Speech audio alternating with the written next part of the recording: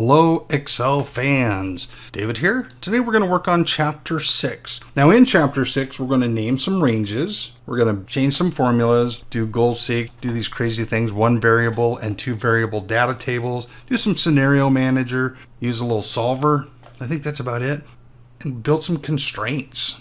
A lot going on, but I actually kind of like this chapter. I think it's kind of fun. All right, so let's start with talking about naming ranges. Now we can name a range and it could be a single cell or it could be a whole area. Like if I wanted to name this area right here or name a table. And when I do name something, it becomes absolute by default. Now I went ahead and clicked in B2. Now the easiest way to name a cell or a range is to highlight wherever you want to name it and then go up into the name box right here and type the name you want. And I'm going to use the name purchase price for this one. Purchase and price is going to be one word, but I'm just going to capitalize the first letter, so the P in both, and we call it camel case, so that I have purchase price, no space in the name. And I'm going to hit enter. And then I'm going to go ahead and click into B3. Now right now it says B3, but I want it to say trade in, so I'm going to type trade, capital T, and then in, capital I, no space. Now both of those are named ranges. Excel also allows you to name a whole bunch of things all at once, and that's pretty handy.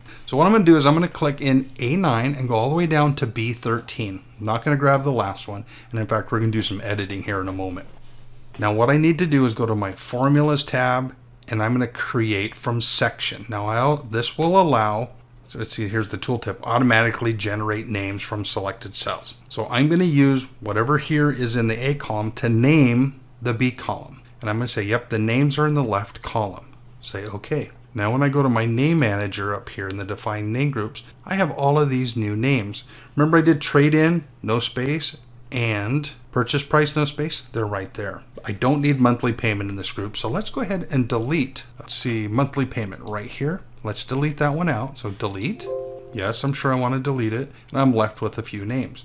Let's go ahead and edit the names that we typed in so that it conforms with the same way that Excel does them with the space there. So I'm going to go ahead and do a shift line to put a line between the trade and the in. Say OK. The other one was purchase price, so I'm going to edit the purchase price and put a underscore between the E and the P.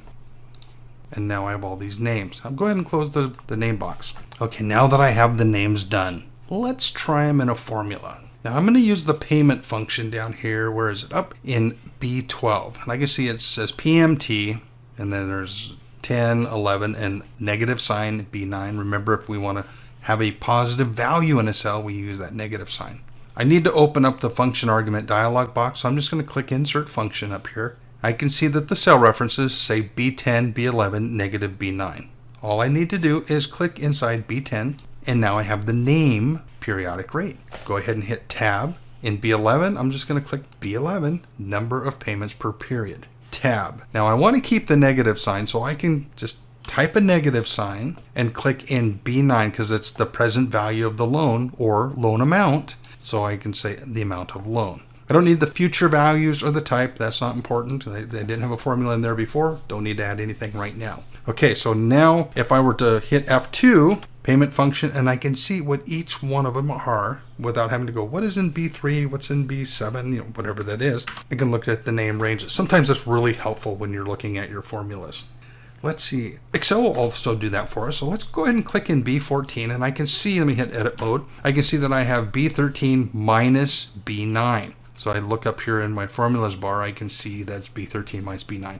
Go ahead and hit escape, get out of there. I'm still in the formulas tab, so I'm going to go up to the defined names arrow right here on the side.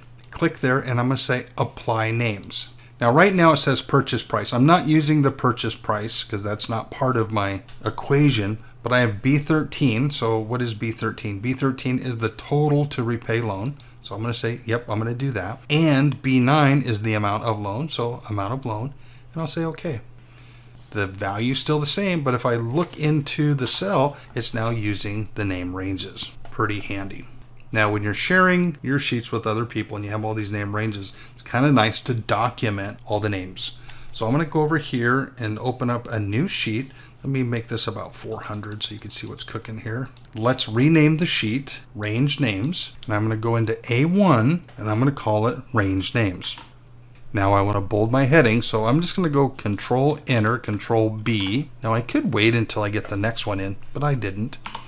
This one here, I'm going to have location.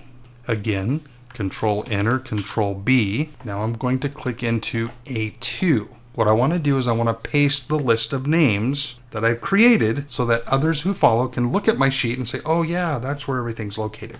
So up here, using formulas, I'm going to click on the little down arrow and I'm going to click on Paste Names. Oh, that's kind of convenient. So that's what I want to do, paste them. And I want to paste the list. So I'll say yes. This is a little truncated, so I'm going to go ahead and highlight columns A and B, spread them out a little bit, and look at what this is. Now the amount of loan equals, now the single quote, car loan, single quote, exclamation means it's coming from the car loan sheet. So down here, car loan. And it's B9. Remember, I told you if you name the cell, it becomes absolute cell reference by default. That's why we have all these dollar signs in here. All right, let's go ahead and save our workbook.